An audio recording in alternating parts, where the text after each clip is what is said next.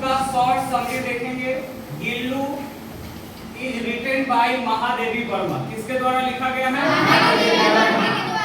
महादेवी वर्मा के द्वारा ये चैप्टर लिखा गया है। इसमें बॉन्ड दिखाता है एक स्मॉल क्रिएचर स्पैरल, जिसे हम गिलहरी कहते हैं, एंड ह्यूमन बींग्स और मानव के बीच में। एकदम शॉर्ट समरी है, सिंपल तरीका से इसको रिप्रेजेंट किया गया। देखो, Gillu is heart touching story written by Mahadevi Verma. Gillu जो है एकदम दिल को छूने वाला, हार्ट टचिंग मतलब दिल को छूने वाला कहानी है, जो कि महादेवी वर्मा के द्वारा लिखा गया है।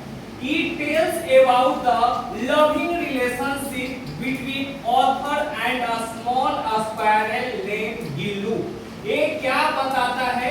तो एक बताता है ना, एक लविंग रिलेशन मतलब एक स्नेह, एक प्रेम, एक संबंध के बारे में। किसके किसके बीच? तो ऑथर मतलब लेखिका है ना, यहाँ आ गए, और एक छोटा जीव जिसको स्पैरल, जिसका नाम क्या है? गिल्लू।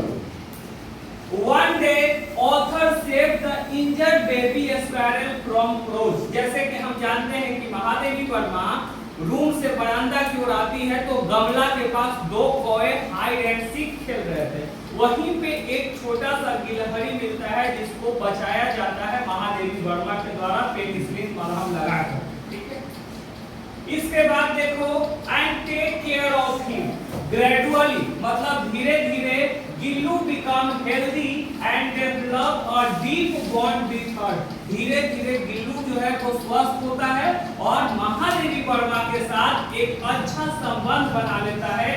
डीप बॉन्ड का मतलब हो गया गहरा संबंध बना लेना। ठीक है ना, एकदम लगाव, लाइक अ फैमिली मेंबर, ऐसा कि वह घर का सदस्य। ठीक है, इसके बाद देखिए, he sits near her, वह गिल्लू उसके साथ बैठता, उसके हाथों से खाता, and shows affection like a family member, और उसी तरीका से प्यार जताता जैसे कि एक परिवार होता है ना, परिवार का सदस्य होता है।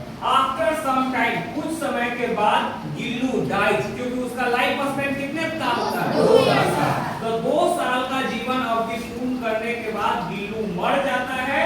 लिविंग द ऑथर सैड, और वो जो लेखिका है एकदम से उदास हो जाती है। The story teaches us kindness, love and care for animal। यह कहानी हमें बताता है दयालुता के बारे में, प्रेम और जानवरों को ध्यान रखने के लिए। आप जानते हैं कि जैसे ही गिल्लू डाइज यानी मरता है, उसको सोनजूही क्रीपर, क्रीपर मतलब होता है लतर, है ना, जब लतर जानते हैं ना, वो क्रीपर, सोनजूही क्रीपर के नीचे उसे बरीड किया जाता है, दफना दिया जाता है। उसके पीछे 2 कारण होते हैं। सबसे पहला, वह सोनजूही क्रीपर के पास ही तो खेलता होता था, और दूसरा, ये महादेवी वर्मा का मानना था कि किसी न किसी रूप में जब बसंत आएगा तो फ्लावर, येलो फ्लावर के रूप में ब्लूसम करेगा, खिलेगा, और वो हमारा गिल्लू होगा। कोई दिक्कत